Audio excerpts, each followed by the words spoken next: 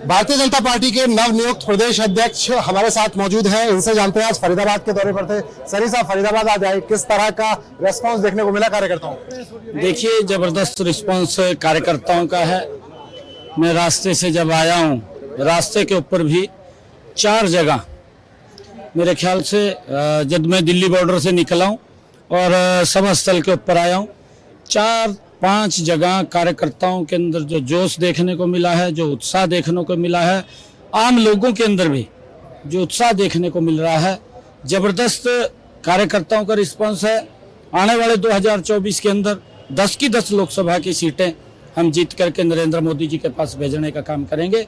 हरियाणा के अंदर भी डबल इंजन की सरकार बनाएंगे। इस दौर में आपको जिम्मेदारी मिली है, ये दौर बड़ा चुनौतीपूर्ण, क्योंकि चुनाव बिल्कुल सर पर, 2024 पास में, पहले लोकसभा फिर विधानसभा, किस तरह से जीतेंगे इस समर को? देखिए, बिल्कुल हमारे पास 9 वर्षों का जो कार्यकाल है, आदरणीय नरेंद्र मोदी जी ने एक विकास की नई दिशा देश के अंदर और मनोहर लाल जी ने प्रदेश के अंदर एक नई दिशा देने का काम किया है। और मैं ये कहूँगा, क्योंकि हमारे सामने अगर हम तुलना करें, पिछला अगर 10 वर्षों का कांग्रेस का शासन का हम तुलना करें और 9 वर्षों की नरेंद्र मोदी और मनोहर लाल जी की शासन की तुलना करें, उस शासन के अंदर कांग्रेस के सिर के ऊपर भ्रष्टाचार की गठरी नजर आती है और नरेंद्र मोदी और मनोहर लाल जी के सर के ऊपर विकास की गठरी नजर आती है। ये बड़ा अंतर है। कांग्रेस के लोग जब चुनाव आता था, इस प्रकार की बातें बोलते थे कि हम गरीबी हटाएंगे, परंतु गरीबी नहीं हटी। आज पहली बार नरेंद्र मोदी जी और मनोहर लाल जी की सरकार ने जो योजनाएं बनाई है, चाहे वो 5 लाख रुपए तक का आयुष्मान कार्ड दिया है और उसके अंदर बढ़ा करके मनोहर लाल जी ने चिरायु कार्ड, उसका विस्तार रूप दिया है कि 1,80,000 रुपए से कम लोगों को भी इस योजना का लाभ मिलेगा। चाहे प्रधानमंत्री आवास योजना के तहत मकान बना करके दिया है, चाहे हर घर के अंदर नल और स्वच्छ जल दिया है। मनोहर लाल जी ने जिस प्रकार से बिना पर्ची बिना खर्ची के कांग्रेस से 3 गुना ज्यादा नौकरियां देने का काम मनोहर लाल जी की सरकार ने किया है। और जो गुड गवर्नेंस के अंदर, चाहे वो ट्रांसफर पॉलिसी हो, आज किसी व्यक्ति को दफ्तर के चक्कर काटने की जरूरत नहीं है। ये इस प्रकार की गुड गवर्नेंस देने का काम ये मनोहर लाल जी की सरकार ने किया, जिसको अन्य राज्य भी उसको फॉलो कर रहे हैं। और मनोहर लाल जी दिन रात हरियाणा प्रदेश को आगे बढ़ाने के लिए, हरियाणा एक हरियाणवी एक, ये खाली बात नहीं है, इसको धरातल के ऊपर उतारने का काम ये मनोहर लाल जी की सरकार ने किया। ये सरकार ये दलित की है, ये गरीब की है, ये महिला की है, महिलाओं के लिए काम किया है, ये किसानों की है, किसानों के लिए काम किया है, ये व्यापारियों की है, ये कर्मचारियों की है, हर वर्ग की ये सरकार है, ये युवाओं की सरकार है। आज अगर आप लोग देखते हैं मेरे देश के अंदर जो आदरणीय नरेंद्र मोदी जी ने खेलो इंडिया जो बनाया और उसके अंदर हमारे युवाओं ने जो मेडल लेकर के आए, वो दुनिया के अंदर तीसरा चौथा स्थान वो भारत का है और उस भारत के अंदर हरियाणा का पहला स्थान है।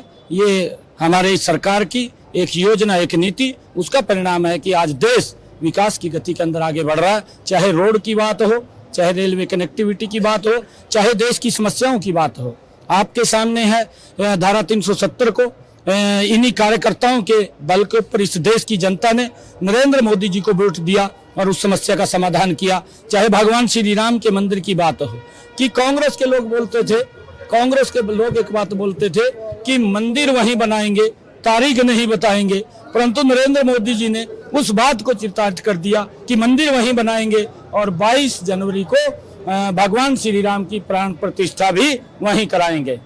आप तो इतने सारे काम गिनाते हैं, लेकिन पूर्व मुख्यमंत्री भूपेंद्र सिंह हुड्डा है, वो तो कहते हैं कि बीजेपी का खाता जो है वो पूरी तरह से खाली है, किसी तरह का काम नहीं किया, तमाम तरीके के आरोप लगाए जाते हैं कि काम नहीं हुए। देखिए, आरोप कांग्रेस के ऊपर लगते थे। कांग्रेस के अंदर क्षेत्रवाद था, कांग्रेस के अंदर परिवारवाद था। आज हमारे पास 15 तक कार्यकर्ता है। कांग्रेस के अंदर आज 2 गुटों में बटी कांग्रेस है। कांग्रेस के अंदर जो जन आक्रोश निकाल रहे हैं वो कांग्रेस को बचाने के लिए जन आक्रोश है, वो कोई और नहीं है कि पार्टी को कांग्रेस को बचाओ, कैसे बचाया जाए। और कांग्रेस झूठ बोलती है, कांग्रेस के पास मुद्दा नहीं है। पिछली सरकार के अंदर अगर हम देखें, राजस्थान के अंदर जब चुनाव चल रहा था, कांग्रेस के युवराज राहुल गांधी ने मंच के ऊपर खड़े होकर के बोल दिया कि आप हमें वोट दें, जिस दिन शपथ लेंगे, गिनती गिनी, उसके 10 दिन के बाद हम किसानों का कर्जा माफ कर देंगे। उस झूठ का दुष्परिणाम ये निकला, क्योंकि वो सरकार झूठ की नींव के ऊपर आई थी। लोगों को गुमराह करके, लोगों के अंदर झूठ बोल करके, भ्रम फैला करके वो सरकार आई थी, और उसका परिणाम ये निकला कि 4,500 किसानों ने राजस्थान के अंदर आत्महत्याएं कर ली, 19,500 किसानों की जमीन कुर्क होगी। ये झूठ के ऊपर बोली सरकार थी। कांग्रेस का ये झूठ अब हमारा भारतीय जनता पार्टी का कार्यकर्ता नहीं चलने देगा। कांग्रेस के इस झूठ के सामने दीवार बनकर के हमारा कार्यकर्ता खड़ा होगा, और 2024 के चुनाव में ये डबल इंजन की सरकार बड़े बहुमत से बनेगी। एक अंतिम सवाल और, पूर्व मुख्यमंत्री भूपेंद्र सिंह हुड्डा कहते हैं कि अगर सरकार बनी तो 4 डिप्टी सीएम होंगे। अभय चौटाला कहते हैं कि सरकार बनी तो 2 डिप्टी सीएम होंगे। आप किस तरह देखते हैं? देखिए, इनके पल्ले में दाने तो रहे नहीं है। जब अगर किसी के पल्ले में दाने नहीं होते हैं, मैंने कहा है कि ये झूठ बोलते हैं। राजस्थान में झूठ बोला, अब यहाँ पर लोगों के अंदर इस प्रकार का सोचा छोड़ करके वो लोगों को गुमराह करने की बात करते हैं, परंतु इनके चाल को, इनके चरित्र को हरियाणा प्रदेश की जनता जानती है। कि उनको मालूम है कि इनके समय के अंदर व्यक्ति को अगर गैस का सिलेंडर लेना होता था, 3 दिन तक लाइन में लगा रहना पड़ता था, तब गैस का सिलेंडर मिलता था। वो सब जानते हैं, इनको भाव देने वाला कोई व्यक्ति नहीं है।